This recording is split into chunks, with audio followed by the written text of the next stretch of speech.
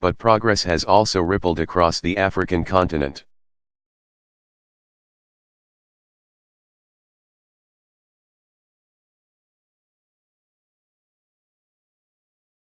From Senegal to Côte d'Ivoire to Malawi, democracy has weathered strong challenges.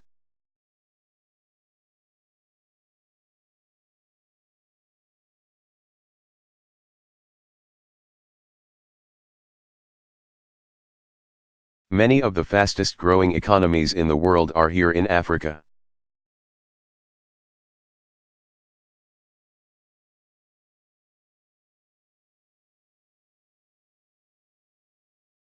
Where there is an historic shift taking place from poverty to a growing, nascent middle class.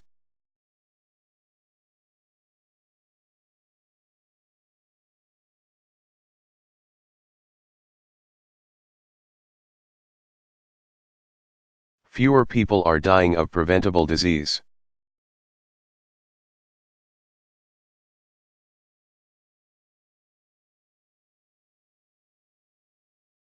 More people have access to health care.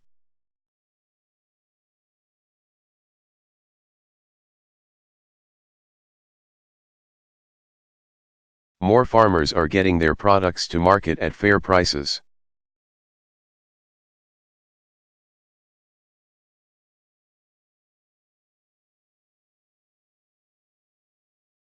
From microfinance projects in Kampala, to stock traders in Lagos.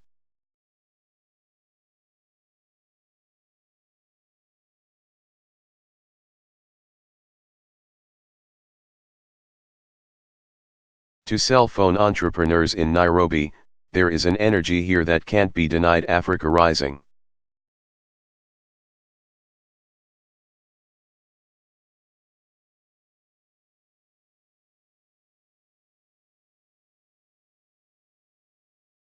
We know this progress, though, rests on a fragile foundation.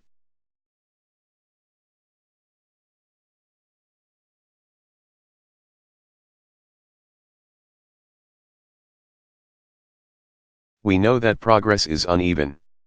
Across Africa, the same institutions that should be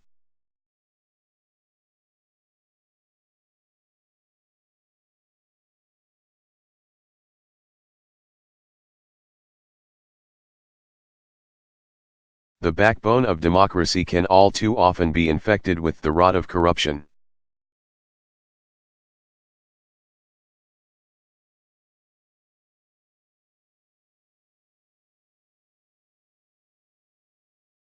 The same technology that enables record profits sometimes means widening a canyon of inequality.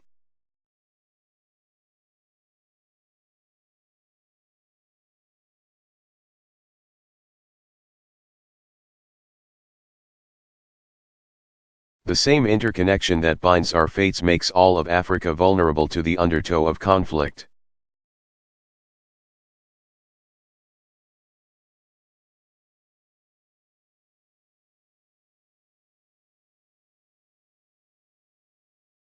So there is no question that Africa is on the move.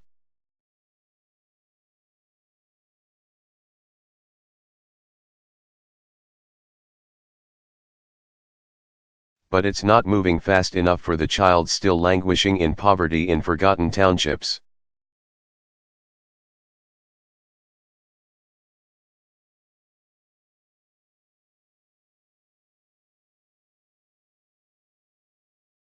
It's not moving fast enough for the protester who is beaten in Harare.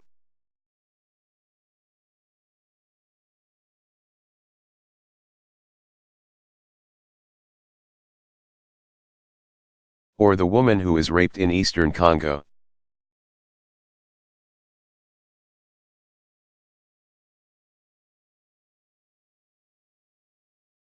We've got more work to do, because these Africans must not be left behind.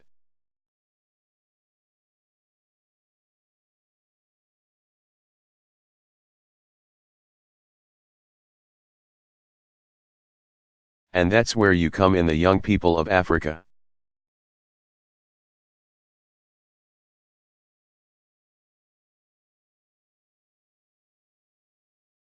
Just like previous generations, You've got choices to make.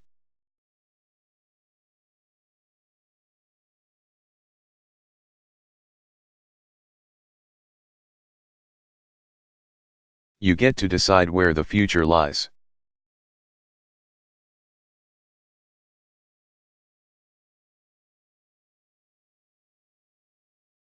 Think about it, over 60% of Africans are under 35 years old.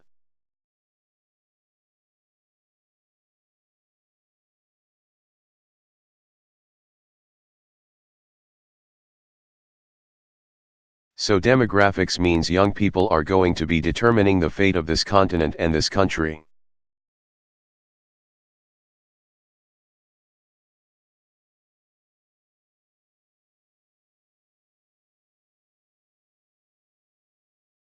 You've got time and numbers on your side.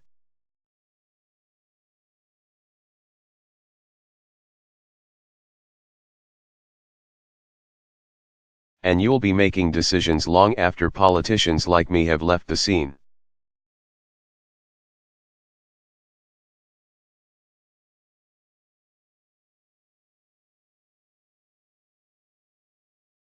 And I can promise you this, the world will be watching what decisions you make.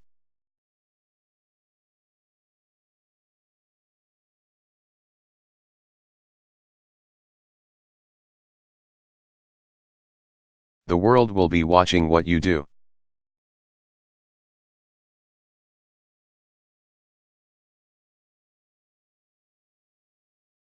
Because one of the wonderful things that's happening is, where people used to only see suffering and conflict in Africa.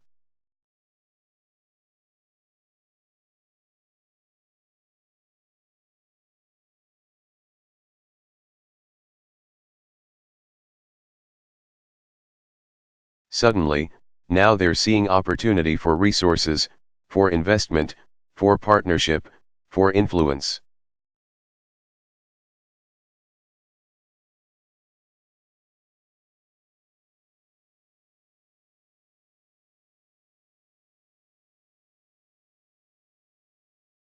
Governments and businesses from around the world are sizing up the continent.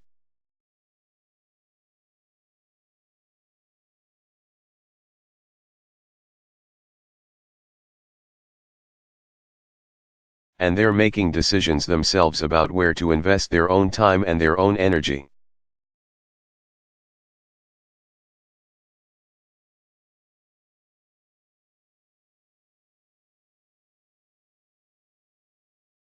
And as I said yesterday at a town hall meeting up in Johannesburg, that's a good thing.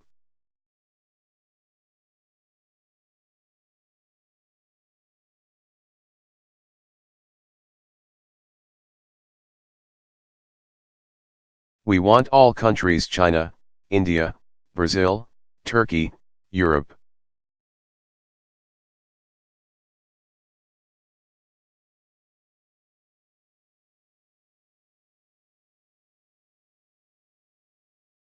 America, we want everybody paying attention to what's going on here, because it speaks to your progress.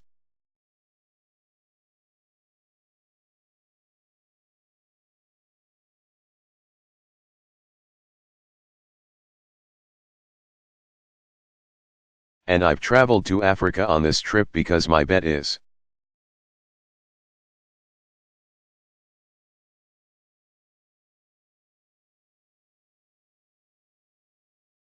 on the young people who are the heartbeat of Africa's story.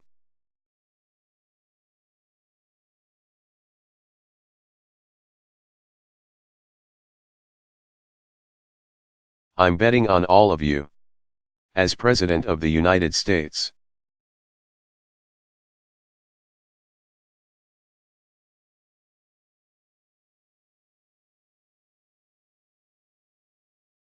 I believe that my own nation will benefit enormously if you reach your full potential.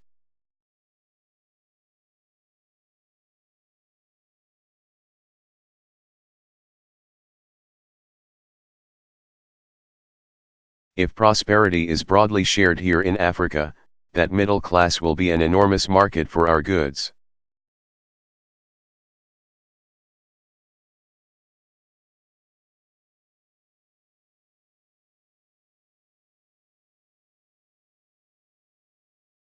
If strong democracies take root, that will enable our people and businesses to draw closer to yours.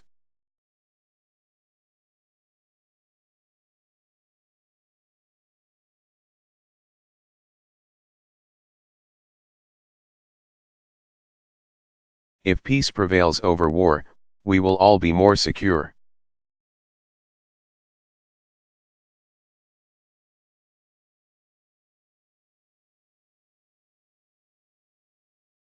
And if the dignity of the individual is upheld across Africa.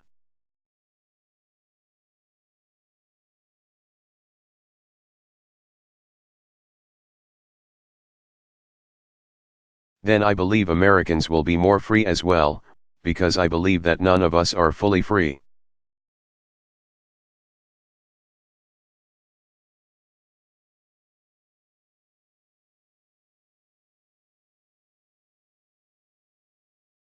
When others in the human family remain shackled by poverty or disease or oppression.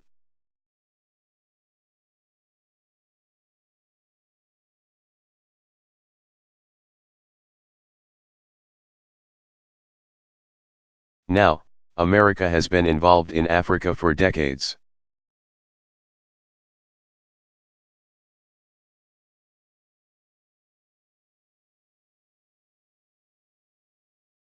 But we are moving beyond the simple provision of assistance.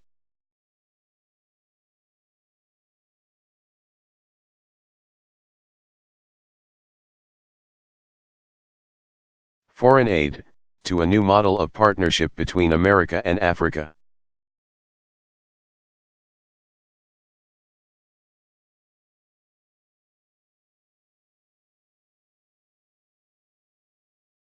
A partnership of equals that focuses on your capacity to solve problems, and your capacity to grow.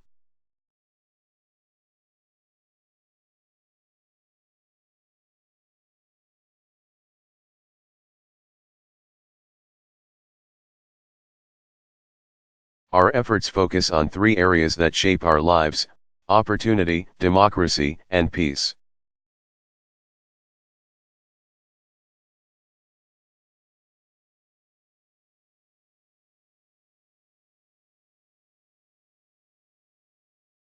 So first off, we want a partnership that empowers Africans to access greater opportunity in their own lives.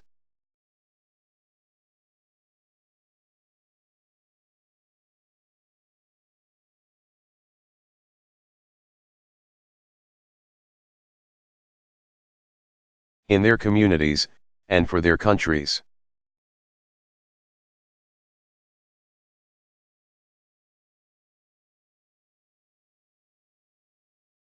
As the largest economy on the continent, South Africa is part of a trend that extends from south to north.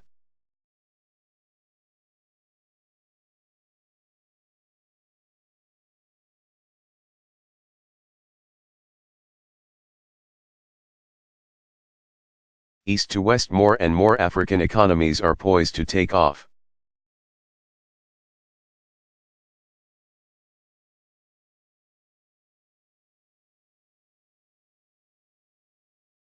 And increased trade and investment from the United States has the potential to accelerate.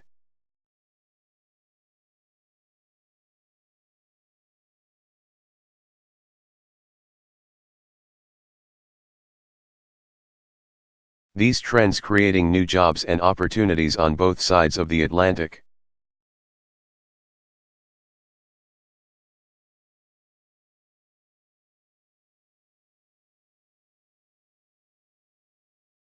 So I'm calling for America to up our game when it comes to Africa.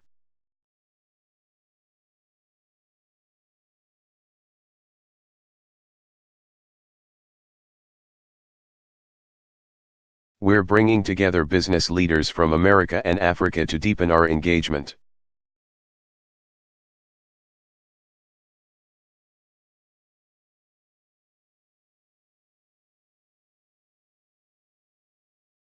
We're going to launch new trade missions, and promote investment from companies back home.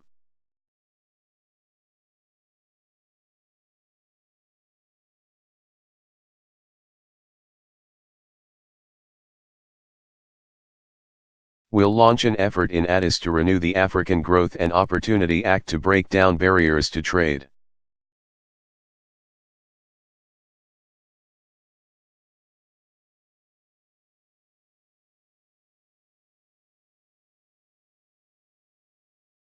And tomorrow I'll discuss a new Trade Africa initiative to expand our ties across the continent.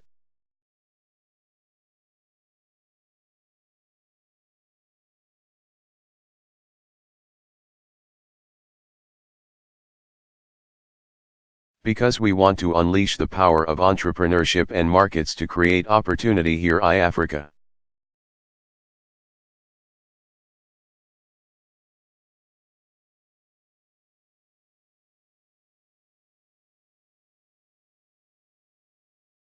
It was interesting yesterday at the town hall meeting I had with a number of young people.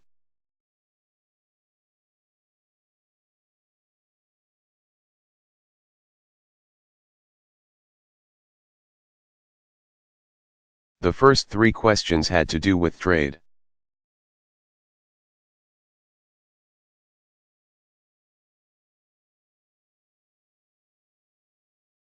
Because there was a recognition, these young people said, I want to start something.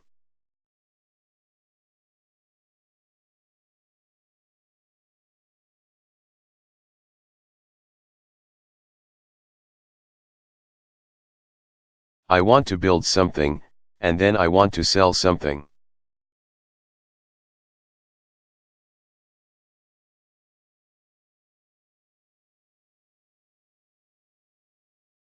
Now, to succeed, these efforts have to connect to something bigger.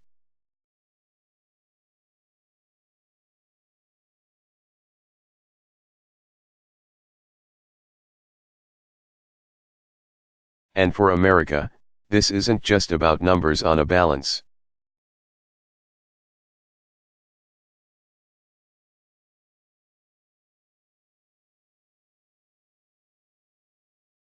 Sheet or the resources that can be taken out of the ground.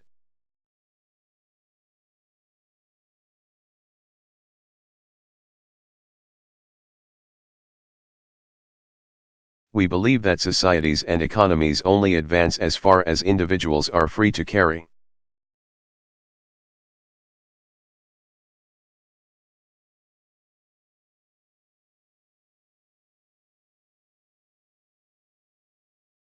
Them forward. And just as freedom cannot exist when people are imprisoned for their political views.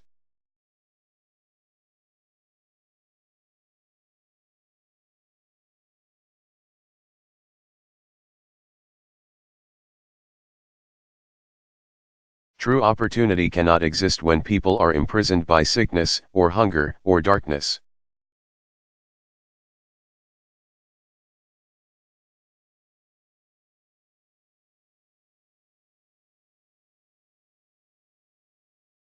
And so, the question we've been asking ourselves is, what will it take to empower individual Africans?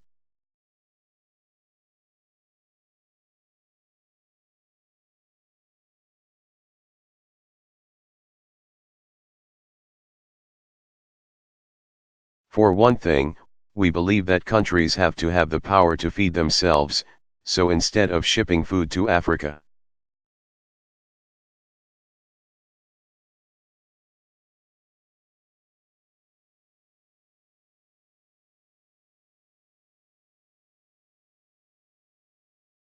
we're now helping millions of small farmers in Africa make use of new technologies and farm more land.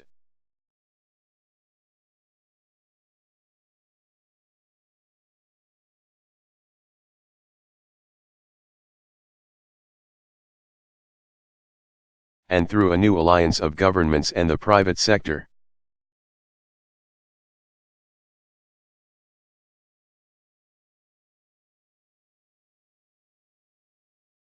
We're investing billions of dollars in agriculture that grows more crops, brings more food to market.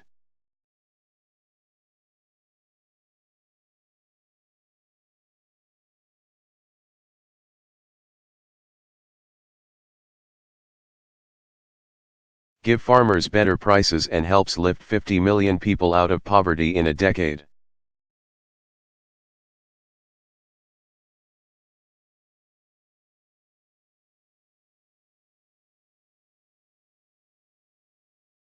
An end to famine, a thriving African agricultural industry. That's what opportunity looks like.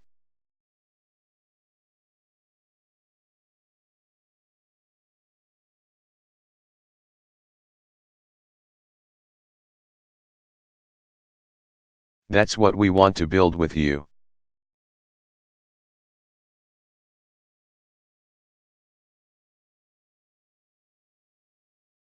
We believe that countries have to have the power to prevent illness and care for the sick.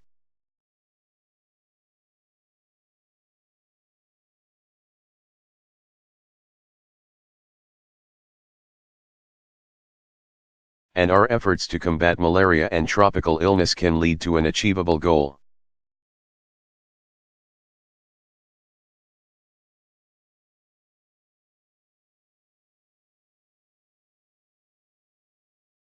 Ending child and maternal deaths from preventable disease.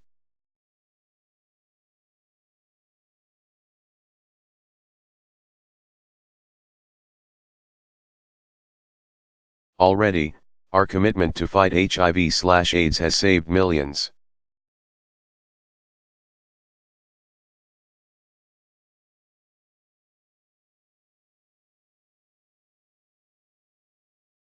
And allows us to imagine what was once unthinkable, an AIDS-free generation.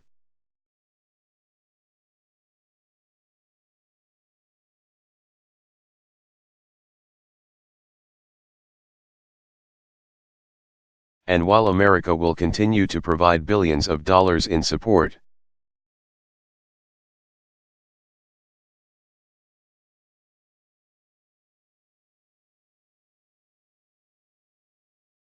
we can't make progress without African partners.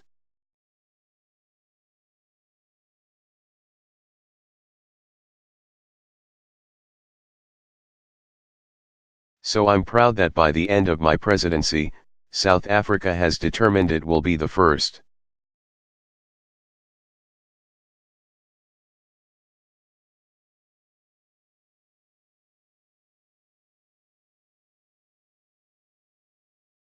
African country to fully manage its HIV care and treatment program. That's an enormous achievement. Healthy mothers and healthy children.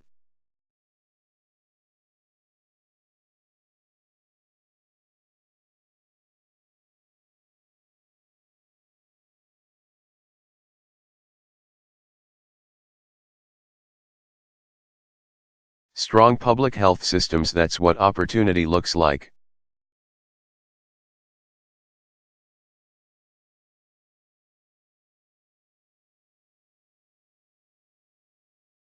And we believe that nations must have the power to connect their people to the promise of the 21st century.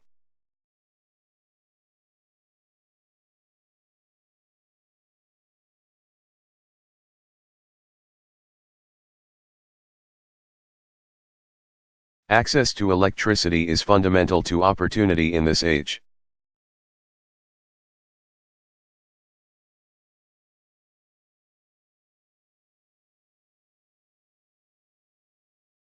It's the light that children study by, the energy that allows an idea to be transformed into a real business.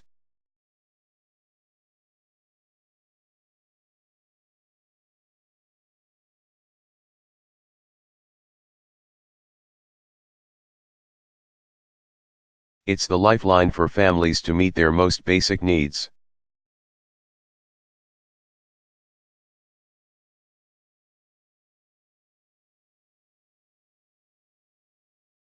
And it's the connection that's needed to plug Africa into the grid of the global economy.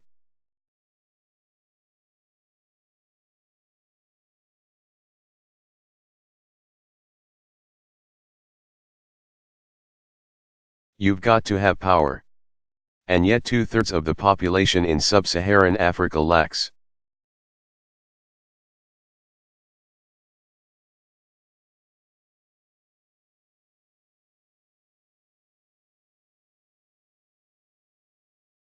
Access to power, and the percentage is much higher for those who don't live in cities.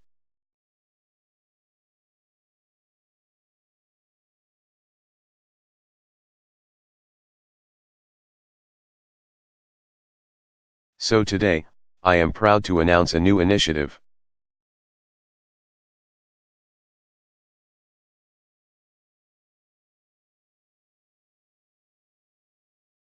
We've been dealing with agriculture, we've been dealing with health.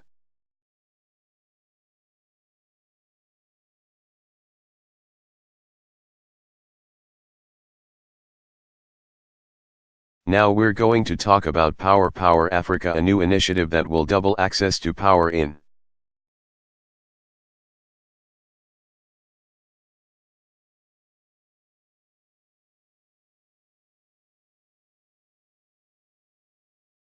Sub-Saharan Africa. Double it? We're going to start by investing $7 billion in US government resources. We're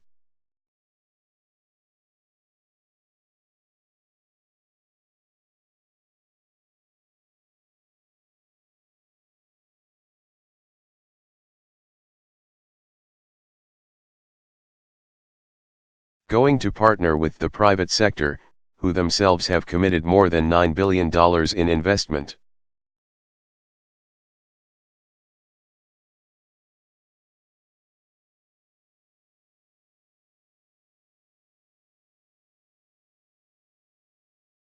And in partnership with African nations, we're going to develop new sources of energy.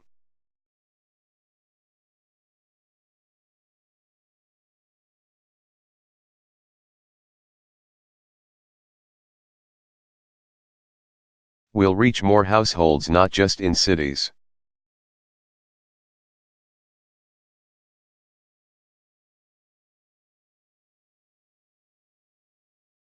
but in villages and on farms.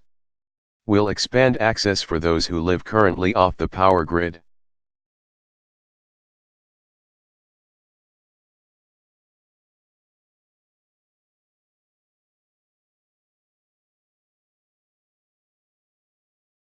And we'll support clean energy to protect our planet and combat climate change.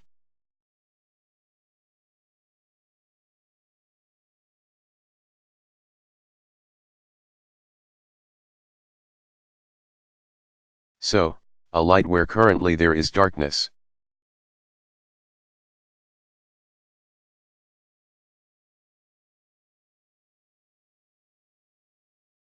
The energy needed to lift people out of poverty, that's what opportunity looks like.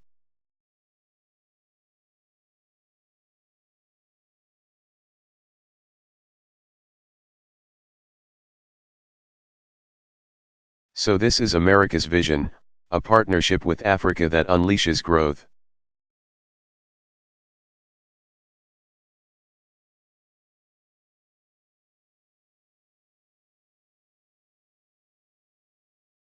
And the potential of every citizen, not just a few at the very top.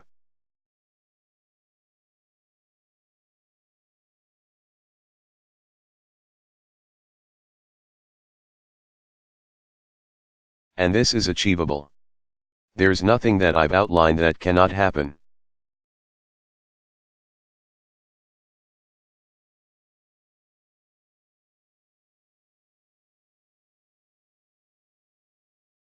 But history tells us that true progress is only possible where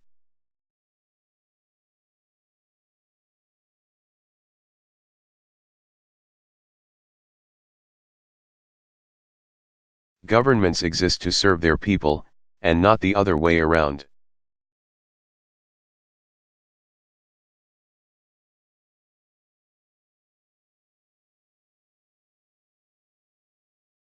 If anyone wants to see the difference between freedom and tyranny, let them come here, to South Africa.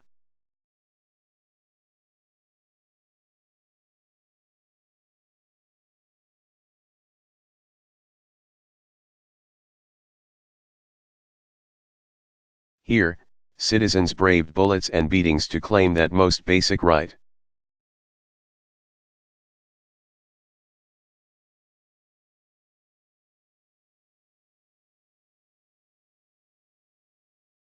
The ability to be free, to determine your own fate, in your own land.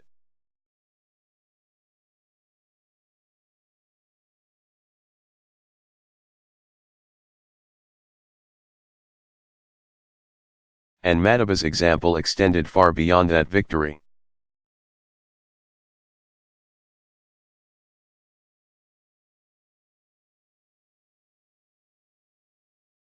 Now, I mentioned yesterday at the town hall like America's first president.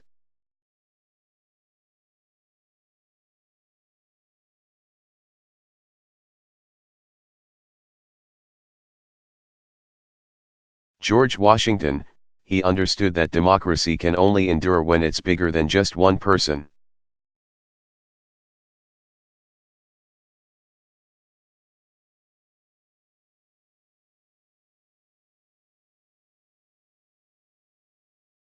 So his willingness to leave power was as profound as his ability to claim power.